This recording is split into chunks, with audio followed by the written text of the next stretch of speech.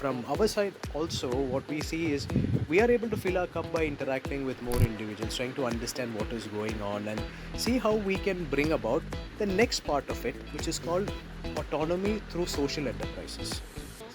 Through all these collaborations that we have, we would like to drive autonomy within the community through enterprises that have social impact. It could, I mean, potentially we are looking at all spheres of human activity and seeing how these social values can be added to it. So, and that can happen in such a space. So hi, this is Joe once again, and on Mentor Chat, and we have Mr. Eja Saliem, who is a community architect and one of the lead pioneers of creating community spaces in Kerala. Welcome to the show. Thank you so much. Thank you so much, Joe. With a pleasure. Pleasure's mine as well. Yeah. So we thought we'll know a little more about detail about you and your passion, as well as your organization. Super. So let's start with your personal journey. Mm-hmm. So a little bit about where you're from, what you're what sort of shape you're thinking, your educational qualifications, until you started working. So maybe something about your career or the choice of career still. So I hail from Trivandrum, and I've done most of my schooling here in Trivandrum itself. But as I went on to my undergrads, I got the opportunity to leave the state, and I went on to Tamil Nadu to pursue my undergrads in engineering. I did my undergrads in mechanical engineering, and I started off early on in my career. And there's a little bit of a sidetrack to that. Yeah, there's a bit of a sidetrack to that. So I got myself employed while I was doing my last year in, I think my third year in university. So what I did was, so this place where I did my undergrads was about 120 kilometers from Chennai. It's a place called Vellore. Okay. So in my uni days, I had this I call him a friend now. I had a professor of mine whom I used to constantly consult with, and it was like He was more of a mentor to you. He was a mentor. He still is. He was an absolute mentor to me, and and I somehow popped the question like, I'd like to do a bit of a part-time gig and figure out, how careers can be shaped once I exit my university. So this gentleman put me in touch with one of his colleagues based out of India, out of another state in India. And that is when I started visiting industrial sites on a part-time basis just to observe and record information. This was a project part of your learning. It was something which I pursued so that I understood what it meant to be on the factory floor. So because I took up mechanical engineering, it was very important that I understand what happens in industry. And this was more like assisting a senior engineer in record keeping and all of that. But that gave me a quick short entry into understanding how things work in the industrial space. And it was brilliant because the learning was instantaneous and it was rapid, and it sort of accelerated my understanding of where I'd potentially land after I finished my degree, because before that it was all a cloud. Because when I was doing my undergrads, it was often like the BPO jobs, which were the highlight. They were like, you finish college, you have these companies coming in, they take you by the truckloads. That was the kind of sentiment I was seeing. And then I understood, in the real world, the requirements are far different than what we falsely understand it to be. And that sort of sparked off the engineer inside me, the crafty person, the builder. True. The engineer inside me to think along those lines. So that sort of helped me. And then I didn't stop there, and I also wanted to communicate better. So then I would take up these part-time promo gigs, again at theatres in Satyam and Eja, because I tied myself up with some of these marketing agencies. The hustle culture was early on. For me, I was like, this was in my third year, and I was earning. And it was good because it was like a learning for me to understand how the real world is. One, you are in an atmosphere of the university where everything's protected and the vision is sort of narrow because of the narrative that is going on there. And here I'm on the outside exposing myself to individuals, human beings, people, communicating, trying to close sales deals. Again, at an early level, it wasn't like the big ticket sales. It's like one of those small. It's either an air conditioner or a refrigerator or any of those. Just building skill sets. Just building. I was building my skill set, and I was getting paid for it. I was getting paid for being for daring to do that. And then on this side, I had the engineering side. So this was how I started off my journey as an independent individual. And then then I closed. Then I finished my undergrads, which got me the label of an engineer. And then I still continued to work for the engineering firm where I did my part-time at a higher capacity of a quality assurance engineer, because I have my degree now, so which means Correct. I could very well go on and Yeah, the credentials. I have the credentials, so then very well go on and would practice what I learned and get paid better for that, of course. Yeah, and henceforth, and that went on for a few years before. So maybe from that stint, you would have understood a lot about what industry requires, what is practical, what are our strengths, what are our, Yeah. where do we excel, and what's the value that we bring to the community or to the True, that's where I learned problem solving. problem solve. And that is what is that I think is what is most important when you look at any career. What is it that you're filling in for? Got it. Maybe not a problem, but you need to solve things. You need to resolve things, and that's what I learned early on. You resolve, you have a position, you have a place to fill, and I think that even now, even as I move on in my life, past my career journey into something even more bigger in terms of vision, I think it is that problem-solving nature which is helping Helping you a lot me, in the making decisions, exactly. choices. Exactly. So, as you rightly said, today one of the most critical areas that you're looking to solve is how to make a better choice or how to make an informed choice. Yeah. Right? So, and we believe Hotaru is a place where you collaborate to make better choices, because all of us are not good at everything. True. So, just on that aspect, right?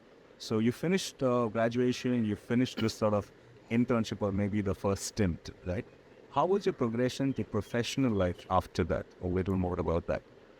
So, like I mentioned before, I started off with the same company where I did my internship. So, they were all known faces. And then, I sometimes take these sporadic decisions, and it happens overnight for me, to be honest. Because from what I know about you, you think in terms of projects. Huh. You're not a linear Yeah. career path. You always think, okay, now I'll do this, and I'll do this till I'm interested in that. Yeah. Then I'll do something else, or I might be doing more than one in between. Yes. So how do you evolve to that project-based where, if you look at from the other side, it's not very stable. Yeah. You can't predict. There's a lot of predictability in that. Right. Sometimes you have projects, sometimes you like it, sometimes you feel, why did I do this? Right. Right? And sometimes what you forecast may not happen. You might face challenges which you have not looked upon, and you keep evolving, right? So Right. what gives you the confidence to leave that sort of a lifestyle, which is more project-based? Like in the career-based, it's more project. Huh. I do this, I like this. I do that, I like that.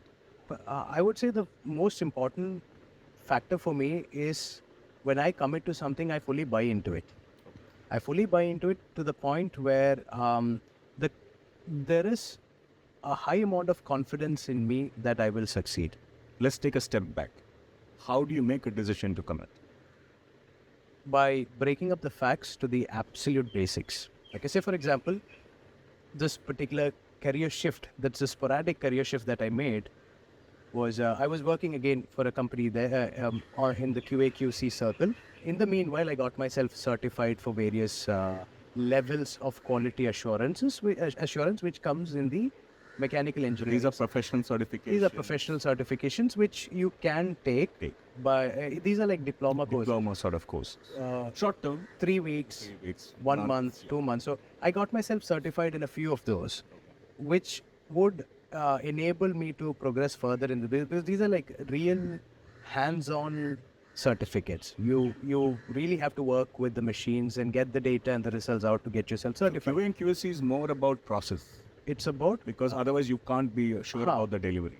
exactly. So it's Rightly said. building the process, breaking it down, looking at what's working, Yeah. then fine tuning what is checking not. for Checking compliance. for errors. For example, in the engineering domain, you check for compliance with the drawings, you check for compliance with the quality requirements, you check for compliance with the forging, with the metallurgy documents. So all of those are compliances which you need to check, and then you need to inspect them for cracks, breaks, all of that. And there are tools which are used for it. The simulation to understand. At many levels. So I got myself certified in that. Now, so one evening I happened to bump into a person who had come down, who had met me. I still don't know how I bumped into this person, and he was talking about his life aboard a ship. And that got me inspired that evening. Okay. And then I was like, okay, this sounds like... So he was an engineer in the merchant navy. I mean, he was in the navy. He was an engineer. He was an engineer in the merchant navy. And then that sort of got me like, okay, this sounds like fun. There's an element of risk, certainly, and I have a adventure, risk appetite, and the kind of skill sets that I have is exactly what they need. So very simple. That evening, mind you, at that time the mobile phone penetration was not all that great. We were still running on GPRS, so you still had to log on to your computer. Okay, Orkut was a thing at that time. Was the thing. It was back then. So, and you would go on to these career websites and you see the postings. You know, the old school way of doing things. So I went in and shot my CV across to a few companies who were into the business of repairing ships. And I got a hit. The next day I got a hit. Oh, okay. Then the very next day I got a response from a company in Cochin shipyard here in Kerala, and I was like, oh, this looks fantastic. Looks like I'm up for it. So then I served my notice period and all of that, and quickly made my shift to the QA/QC side of the shipping industry. And again, so at the interview, I could converse well, and I knew what I was doing. So these were the two things they were looking at, because again, in the shipping industry, what they wanted was, they wanted a person to liaison with the ships while the repairs were going on. So they wanted somebody who could fit in these two boats quite well, and I was exactly that. I could you could communicate and you could understand what the pain points are from an industry perspective. Exactly. And henceforth the confidence just went on, because first off, I get an instant hit. That itself was like, wow, I'm in. You know, so that came in. I wouldn't say it was luck. Trust me, it wasn't luck that I got the second opportunity, because I was really cut out for it. I had the necessary credentials. And you already had built the skill sets. Exactly. So it evolved. So I was never idle. I was always on some project. On something or the other, working on myself, making sure that I was crafty with me as an individual, because I was carrying the necessary credentials.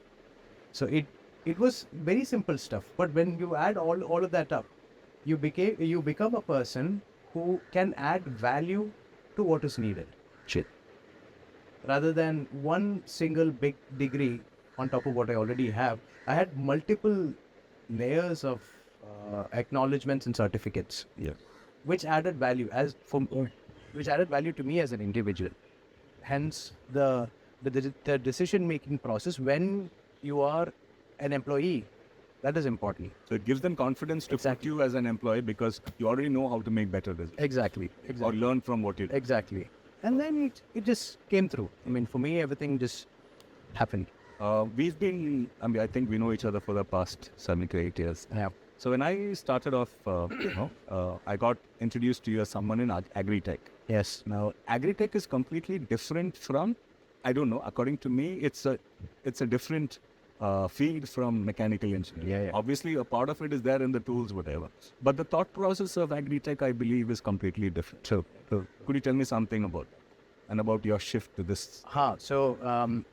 See, the thing is, when you work in the quality assurance sector for quite a while, you start to, there's an itch which sort of develops in you to become the designer, because you're constantly ratifying quality for a design. Designer as the creator, something. Yeah, so you're like, oh man, I also want to create my thing some days. You're constantly seeing these drawings, you're constantly seeing these documents on codes and standards. You're like, I wish I was there creating these, because I understand this now. I think I can also create, because I understand what can go wrong where. Okay, and I've studied this. Why can't I create? Now this was a question there. So I always wanted to be a. I mean that I wouldn't say I will. I would say I wanted at some point in time in my career to become a designer. Okay, so that was there, and then mind you, while this thought process was brewing in me, I was already on to another career. I was a renewable energy engineer at that point. I was working on solar power plants and solar photovoltaic systems. Okay, so I had already shifted to something green. Greener. Green sustainability is something which came to me. I'd already shifted my career to that. So now I was like, okay, the green bug had bit me, and now I have this dying urge inside of me to get into design. And then I was thinking of various avenues. So when it comes to engineering, there are many compliances that you have to meet. There are building codes, there are engineering standards. So if you don't conform to that, you cannot really find your space there. Then came agriculture, where it was like a blue ocean for innovation. And I was like, this is probably where I can start designing. This is probably that avenue which is unexplored and which is open to innovation in India.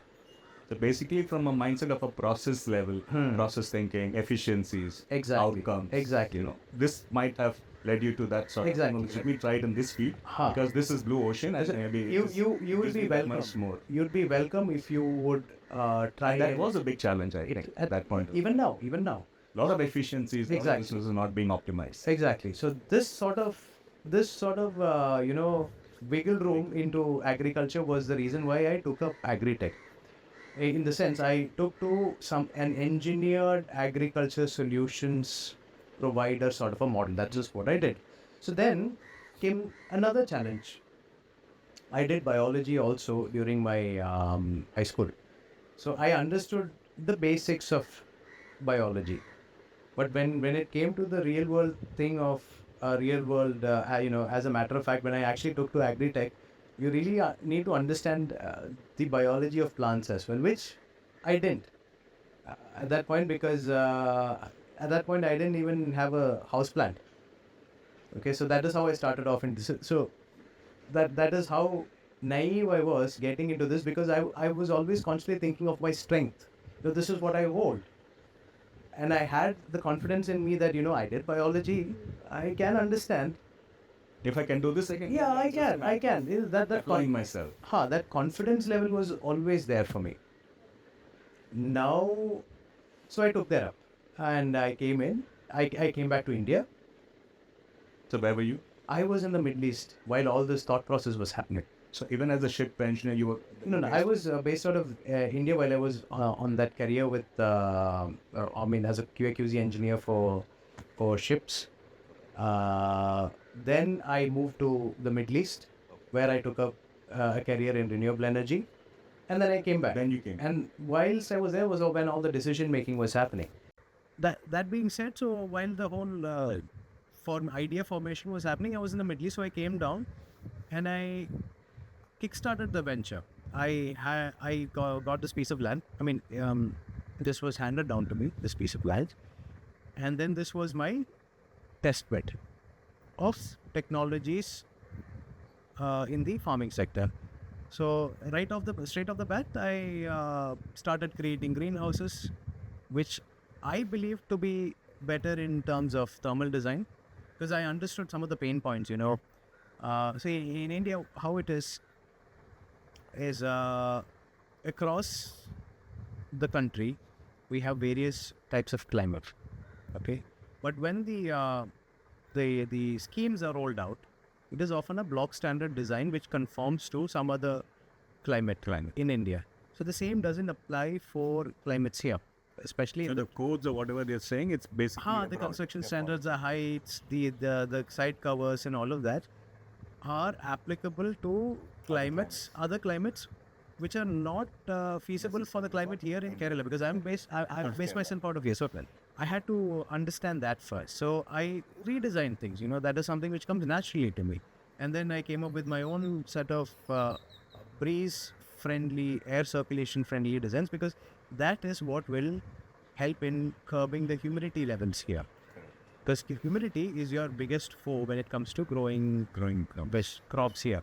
So I understood that aspect, and then I also got into a lot of plant biology. I started understanding the architecture of plants. As nature designed it. Because once I cracked that code, the rest of it fell in place. By thankfully, in some cases, maybe by just looking at plants, I really do understand what could be possibly going wrong with them, because I understand the sort of architecture of the plants in terms of the pathways and the molecular pathways and all. So I got down to the blueprints of plants and the various the taxonomy, which groups they are and why they are, and the interconnectedness and all of that. So I started building my knowledge base on plants. Okay, so basically, so you came up with this concept of applying these principles of quality control, efficiencies, processes into agri-tech, because you're already involved in the sustainability and the green sort of movement, right? Yes. And you want to apply that because there was no proper process there, and there Correct. was a lot of requirement for it, right? Yeah. So what are the challenges you faced when you entered this field? Like, what did you think we could achieve, and what are the challenges you faced? So, well, what the thing is, I looked at it as, what is it that I bring to the table? Correct. What I bring to the table is an evidence-based thought process, which is what I gained from my career in engineering. All right. Now, if I can bring that on, how do I spur innovation in such a way that it can benefit farmers in the country, and much more so within a hyper local environment. Yeah, so the my approach to agriculture was from the engineering standpoint, and the fact that I should drive greater good within the community. So it was a hyper local engineered approach which I took to farming. So for that, I had to understand. I had to go back to my elementary biology and up that skill set. Up that knowledge to a point where I could apply it on the farmland. So that meant I interacted with many individuals, many experts, read many research papers, trying to understand where we are at this point in time in the country with regards to agriculture and the approaches that we've taken. So again, I broke it up into the first principles. Okay, agriculture, the understanding of biology, the state of the art of technology at this point in time in India, where are we missing, and how is the market space. So this is how I approached it, and then you connect the dots to the puzzle, and then you arrive at a solution. So that is how I take the approach. So, what were your expectations? So, that was more theory, right? You understood the thing, and this you thought, this is the solution that I'm going to bring to the table. This should have, we should evolve into a possible outcome. Yeah. What are the challenges? So, when was this? This was around, 7, 8 years back? 9 years back. 9 yes. years back. What is the first solution you looked at? So so efficiency was the first thing. Before process efficiency, we needed efficiency at the farm level. So we need per square foot or per unit productivities to go up. So in order to crack that, when you talk about efficiency, there are two sides to it.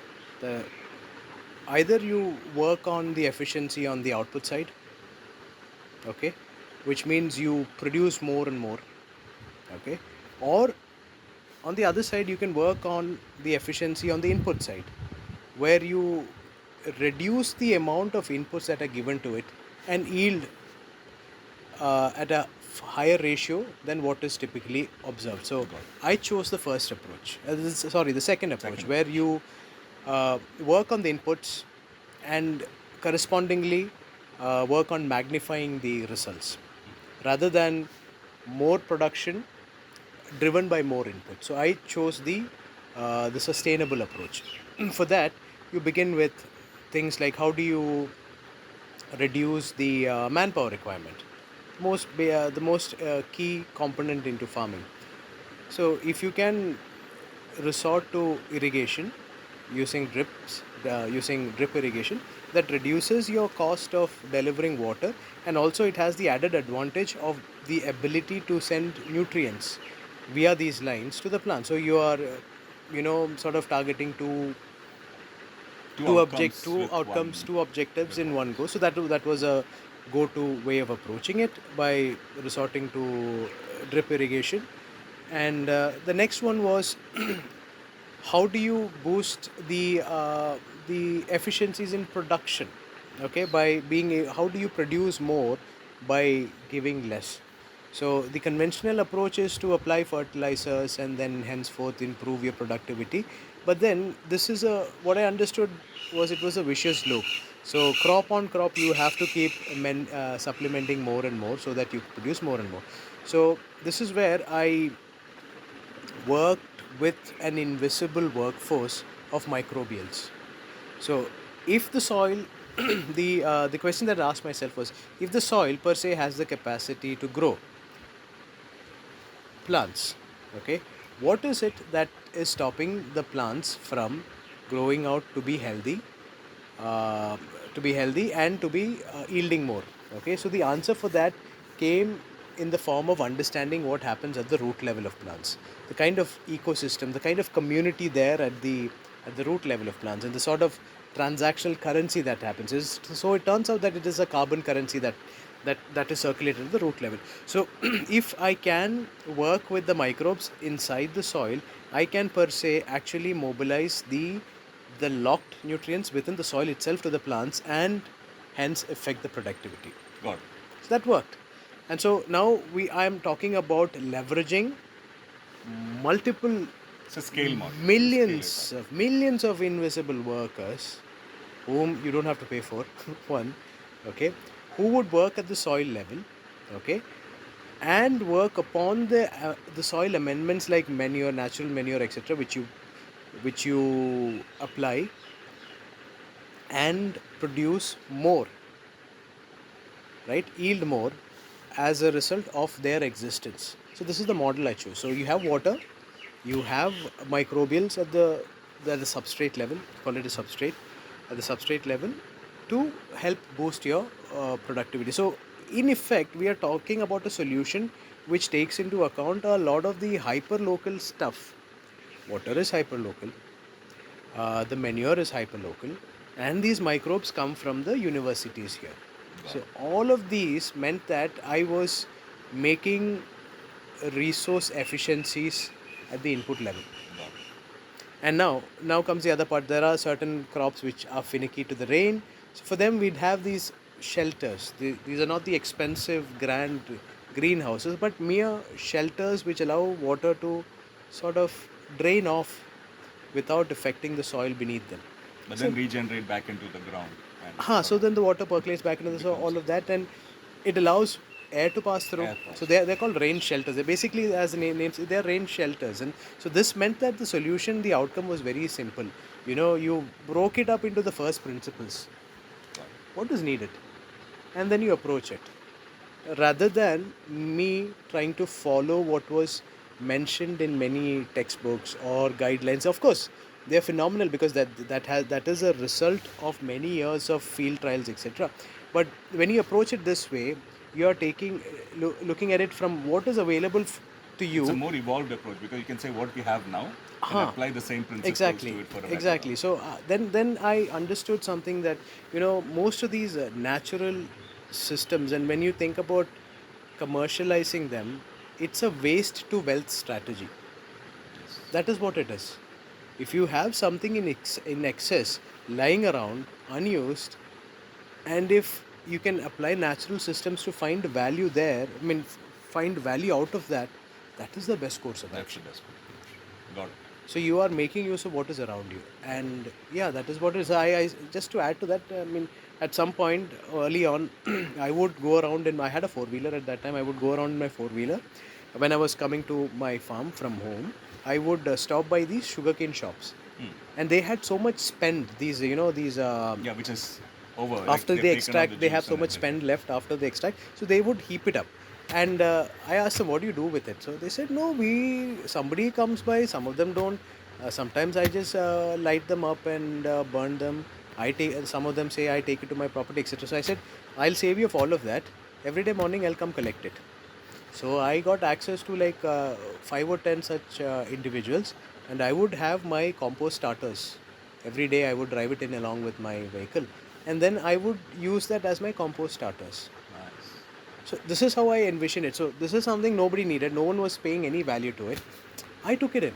That was my input into farming. That's So, important. so I observed and how does that work, and all of those. Got it. That is the approach. Got it. So coming to today, right, where you have again transitioned from not only agri-tech, now you're basically a community architect, where Yes. you're integrating people with sustainable models Yes. in all areas, whether it is life, whether it is your environment, or whether it is career. I mean, different options that you can sort of explore in this area. Yeah. Yeah. So talk to me about Hotaru. First of all, what is Hotaru? Why is it named Hotaru? Hotaru, It's very unique. yeah, a good friend of mine had come down and spent a couple of months with us. Okay. So she had come down from Tajikistan, and so one evening, we in the community, we were all, at that point we didn't have a name for the community, so we were all sort of spending our time in the evening looking up at the sky, and they're like, we've always been used to the fact that we've got plenty of fireflies here. All right, so we were used to it. And then my friend was like, so nice, we should name this place Fireflies.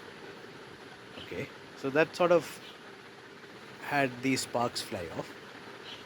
And then later on, she herself came up with the name Hotaru because she liked the name. And it in Japanese, Hotaru means firefly. Fireflies. So that is how the name came about. So yeah, it was a community effort getting to that. The fireflies have this sort of light in the dark, True. sort of. You know, it's got True. many nuances, and True. I think it's a very apt name for the place True. because you're trying to shine a light True. into a community where people True. can find hope. True. You know, find True. what do you call it? Find relationships or community. Or be a Exactly. positive sort of impact in society. True. Be a So- beacon. Yes. Yeah, I think that sort of comes in very well with the name. So yeah. Right? So talk to me about Hotaru's mission. So or your values that you would like to translate now. So Hotaru, okay. What we'd like to see, now I say we because we have quite a few Quite a few collaborators. collaborators here. So what we imagine this space to be is a safe environment for the soul of a human being to exist without judgment, without having the pressure to perform, okay, and where the interconnectedness of human beings are valued. So It's that's more interdependence. yes, Yeah. yes, and for that we have thought through what exactly is it that a community can bring in. Going back to the first principles of what communities are. So, in a sense, a community, and Hotaru being one, I'm not saying this is just Hotaru's objective, but I would say much rather a The community. community objective. An objective of a community should be about resource sharing for sustainability. So out here we have within our space at this point in time, we have a school for the differently abled. We have dwelling spaces. We've got our farmlands and our future forests. All of us share the same space. You have an experiential space like a hall. We have Where you can have different learning outcomes. exactly. So right now, all these resources are shared between whoever Yes. the collaborators are. Collaborators. So there is no need for replication of such infrastructure over and over again, because by simply sharing time, you are able to access all of this. And you can collaborate on a temporary or a permanent model. Like you can Exactly. volunteer, you can Exactly. maybe come to experience, maybe you can become part of any project. Exactly. you know. Exactly. So it's Exactly. on individual as well as a as a team level. Exactly. That can be so corporates or schools or colleges Exactly. or whoever it is. Exactly. They can learn a lot Yeah. from being with nature. Both ways. Both ways. From our side also, what we see is we are able to fill our cup by interacting with more individuals, trying to understand what is going on and see how we can bring about the next part of it, which is called autonomy through social enterprises. Through all these collaborations that we have, we would like to drive autonomy within the community through enterprises that have social impact. It could, I mean, potentially we are looking at all spheres of human activity and seeing how these social values can be added to it. So, and that can happen in such a space. For example, if it's about, let's say for example, if it's a dairy farming project, how do we uh, plug in the social impact? Okay, crossing lines beyond the bottom lines in your audit reports. How do you bring about social? So that is the kind of thought process we can bring about within a community. So blurring those lines where it is profit first, society secondary. So we are bringing all of that together. Now another thing that we understand that communities can bring is social adhesion. You know, that sort of bond, and we are trying to do that here in Hotaru. That is probably one of the let's say one of the things we do, which sets us different from others, is that for us this sort of adhesiveness is brought about by the fact that we are inclusive in culture. So for being inclusive in culture, we have another collaborator which comes in the form of a school, and it's a free school for the differently able, and they form like the network inside this community for all the social connections, for all the warm-heartedness which you need, Yes. right? For being part of the community. For being part of the community. So they bring in the warm-heartedness. Okay. So and now you elaborate that forward. You elaborate this, and if this setting can happen inside a space which is livable, buildable, edible, and timeless. What does it mean? It means that it has to be within a forest. So hence, this community is also a future forest in the making. So we are constantly planting trees, constantly adding to the biodiversity here. And when you say you are adding to the biodiversity, one thing our understanding of nature has given is you begin with the smallest building block, the microorganisms, and as you progressively go up, step by step, planting new trees, the rest of the biodiversity follows. So currently we have You start with an intention and the smallest unit, and then everything falls into and place. then That is the nature system. that is how how beautiful and efficient nature is. Efficient nature is. So that's what it's about efficiencies at the natural level, which is so profound that it is. We currently have about 500 plus species inside this premise. How big is this premise? This is about 2 acres. 2 acres. In this 2 acres, you have how many species you mentioned? 500 plus species of natural beings, including the insects, the plants, the trees, everything. We've got documented. Wow. And this is what nature can do to you. And so once you have your starters ready, the rest will just follow. We'll just follow. We've got butterflies, dragonflies, bugs, animals, squirrels, you name it. Of course, we don't have the lions and the tigers, but still, what I'm saying is the biodiversity just follows. So now you have this wonderful canvas within which you can dwell, eat, live, And contribute and collaborate. So this is the essence of what. And also, sorry, I missed out one point. The fact that all our collaborators are evidence-based thinkers, which means the scientific aspect is also intact. It's always it.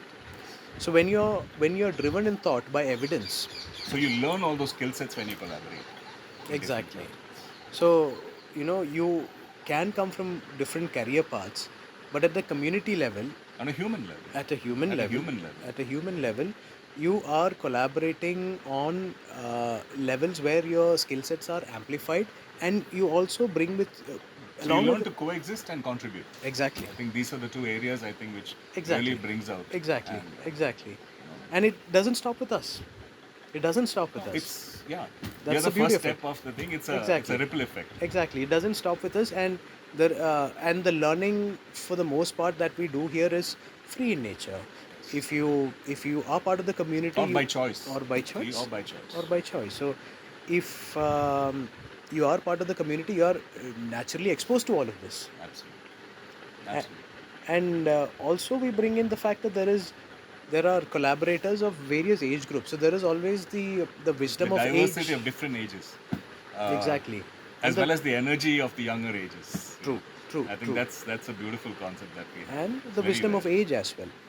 Some of the wisdom that you carry, especially when it comes to your intellectual conditioning and your social outlook, comes from the fact that you've existed for quite some Quite time, some and, time. and you've seen many things.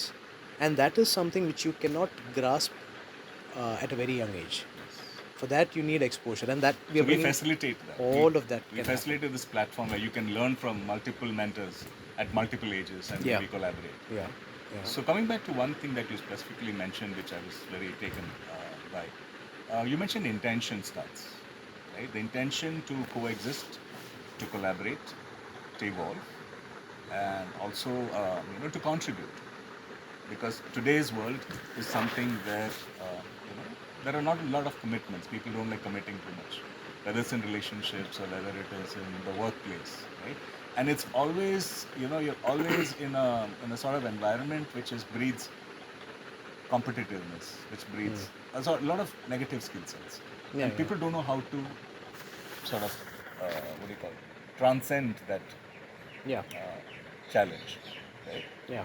Whether it's students, they have pressure, so much of requirements, scarcity is too much. So I think this would be a place for them to sort of open up, explore, understand that this is all that is enough. You really don't need to compete for X amount or X sort of possessions. And this is where they can sort of, it's a place where they can understand more about how we ought to live. And they can learn on the way, right? True.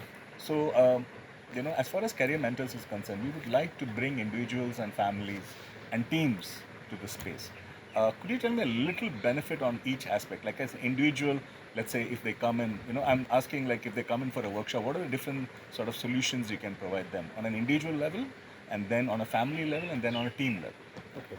So the fact that we are a community means we are very interdisciplinary. We have to have many things going on at the same time to ensure that the community chugs along. Okay.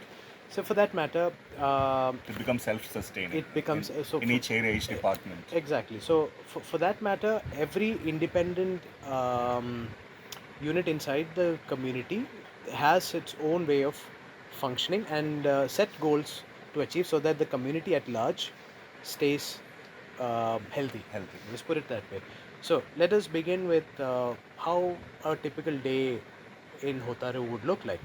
So you begin your day with a daily check-in with So yourself. this is a perspective of an individual coming to experience the community. Yes, yes. So these are the practices that we follow here Yeah. on a daily basis, Yeah.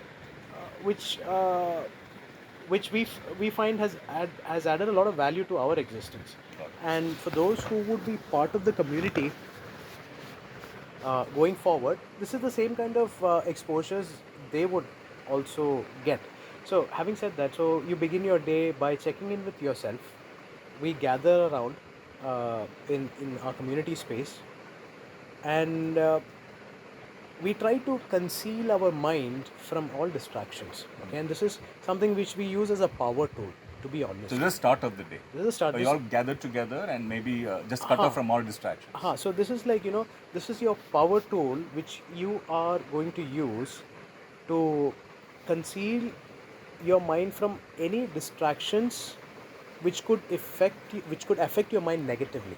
So this is that 15-minute connection with your mind, insulating it from everything You else. close yourself from the world. Although you're in a group. Although you're in a group. And then what we do is we take a guided step towards arranging our thoughts on what are our objectives for the day. Got it. Personal, professional. You arrange it. You put them in various containers and you stack them up. All right. Again, mind you, And now, we help them with the facilitate how to do yeah, that. yeah, and it's a guided process. The guided process.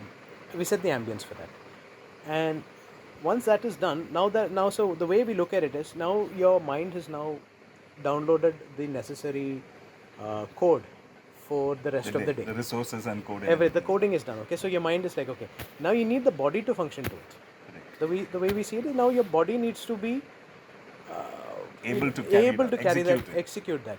So what is the first thing that you need to do that? Because now, mind you, every single mind is taking charge of itself. This is where we are. With all these programs going in, every single unit, that human being is taking charge of itself. So you need to build confidence on that. That's the first step. Correct. So let's break down what confidence is. Confidence is when you wish to do something, okay, and it gets done. And gets done. And it gets done by your action or by You somebody facilitate the outcome. else collaborating to it. So that is when that is what confidence is. Confidence Confidence is based on outcome.